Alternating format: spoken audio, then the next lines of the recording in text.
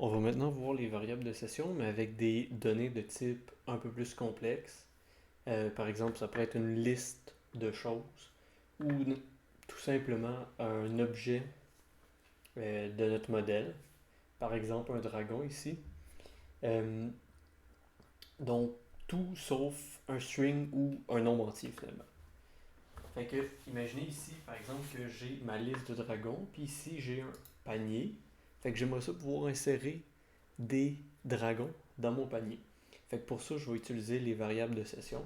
Fait que ici, j'aimerais ça que je puisse ajouter sur les boutons ajouter au panier, puis que quand j'arrive dans ma page panier, ben ça m'affiche les dragons que j'ai décidé de mettre dans mon panier. Fait qu'on va voir comment faire ça, mais avant, on a besoin de regarder un peu comment ça va fonctionner pour stocker ces données-là de type complexe dans les variables de session. Fait que malheureusement, contrairement aux strings et aux entiers, il n'y a pas de méthode comme ça qui existe qui permettent de stocker et récupérer ces objets-là de type complexe. Donc, ce qu'on va faire, c'est qu'on va devoir transformer ces objets complexes-là en string pour pouvoir les stocker. Donc, on va avoir besoin de deux méthodes. Une méthode qui transforme nos objets complexes en string, comme ça on peut les stocker dans les variables de session.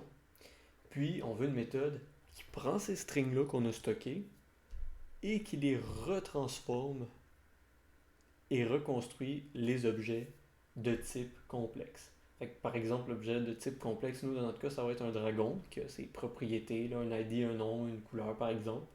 Puis un string, ben, c'est tout simplement un string, puis on peut le stocker dans les variables de session, simple, simple, simple. Euh, pour faire ça, on est chanceux. Il existe déjà deux méthodes qui sont fournies dans la documentation Microsoft des variables de session qui existent. Donc, c'est une classe complète qu'on doit ajouter à notre projet manuellement pour pouvoir se servir de ces deux méthodes-là. Donc, la classe que j'ai ici en entier, euh, on la retrouve dans notre projet. Fait que si j'ai un namespace, un dossier extension avec la classe ici qui contient ce code-là, on a juste besoin de deux directives pour rendre les méthodes là, opérationnelles. Et ces méthodes-là, ils utilisent le format JSON.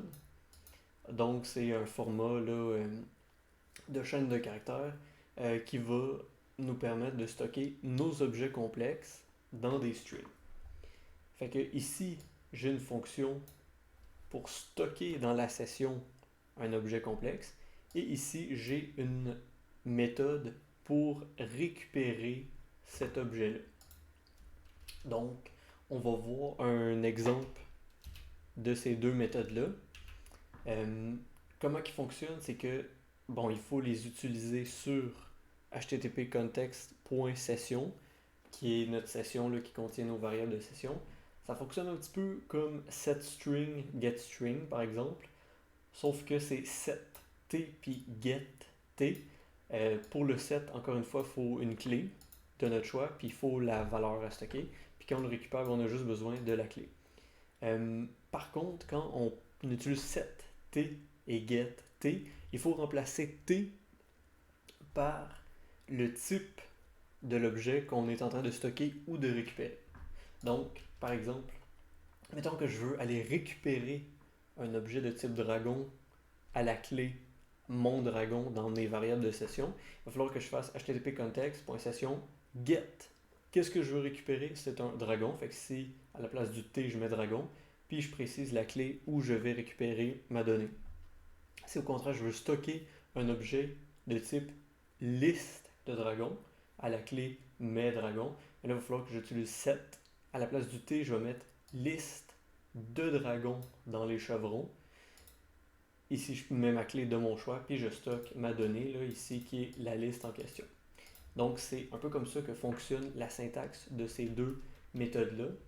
Là, on va voir un exemple. Fait que comme je vous avais dit, le but, c'est d'avoir ma liste de dragons dans ma vue, puis que je puisse les ajouter au panier. Le panier, finalement, ça va être une liste de dragons stockés dans mes variables de session. Donc, comment ça fonctionne? C'est sous mes dragons, ici dans ma liste, j'ai un petit formulaire euh, qui envoie une requête à l'action cart du contrôleur dragon, ça envoie l'ID du dragon que je veux ajouter. Donc, juste ici dans mon Dragon Controller, j'ai l'action cart pour les requêtes de type post.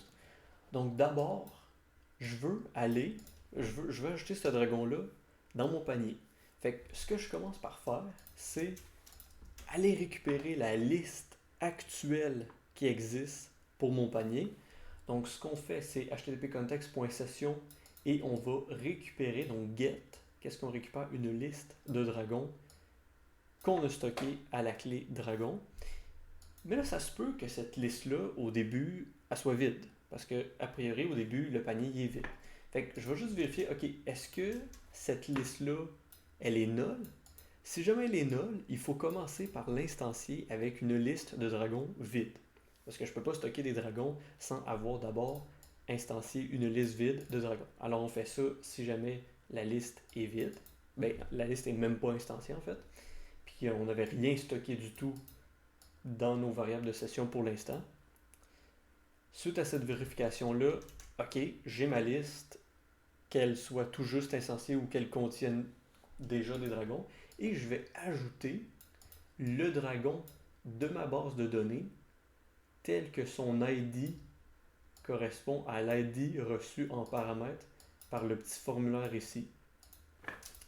Donc, on a récupéré ce dragon-là en question avec cet ID-là dans la base de données et on l'ajoute à la liste de dragons ici qu'on a récupéré ou créé. Et là, il faut mettre à jour cette nouvelle liste-là dans nos variables de session. Alors, je vais utiliser http://context.session set, donc set pour aller stocker une donnée dans ma variable de session. Qu'est-ce qu'on stocke? Une liste de dragons avec la clé dragon. Et là, je mets ma liste ici comme donnée à stocker. Puis là, ben, je peux retourner ma vue carte, panier, avec cette liste-là de dragons. Par contre, encore une fois, il faut se rappeler que la plupart du temps, on va atterrir sur la vue cart par une requête de type get. Donc, pour l'action ici qui reçoit les requêtes de type get, il faut juste que je prenne une liste de dragons que je vais chercher dans mes variables de session, encore une fois avec get, liste dragon et la clé dragon. Puis ici, ben, je retourne la vue cart en question encore une fois avec cette liste-là. Si je regarde à quoi ressemble la vue cart, bon, elle s'attend à recevoir une liste de dragons, ça c'est normal, c'est ce qu'on souhaite. Si jamais la liste est nulle, ça veut dire qu'elle n'existe pas encore, ben, on va écrire le panier il est vide. Puis si jamais il n'est pas vide, si jamais on a bel et bien reçu une liste, ben, on va afficher là, une boucle qui liste tous les dragons dans notre panier. Fait qu'on va regarder le comportement que ça a.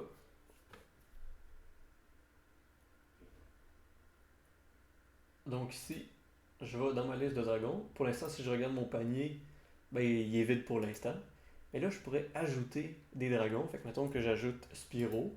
Ben là, j'ai mon panier qui contient Spyro. C'est super.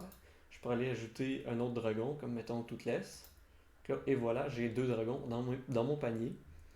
Donc, on comprend que ce qui s'est passé, c'est que à chaque fois, ici dans la méthode, dans l'action cart de type post, on a ajouté un à un les dragons en allant les chercher dans la base de données par l'ID reçu. Puis à chaque fois, ben, ça augmente la liste, là, ben, ça ajoute un dragon dans la liste qu'on a stocké dans les variables de session. Fait que ici, dans notre application, peu importe là, si on va se promener dans d'autres pages, il n'y a pas de problème. Ça ne dérange pas. Là, les données, grâce aux variables de session, sont conservées. Donc, je peux ajouter autant de dragons que je veux, puis ils vont être dans mon panier.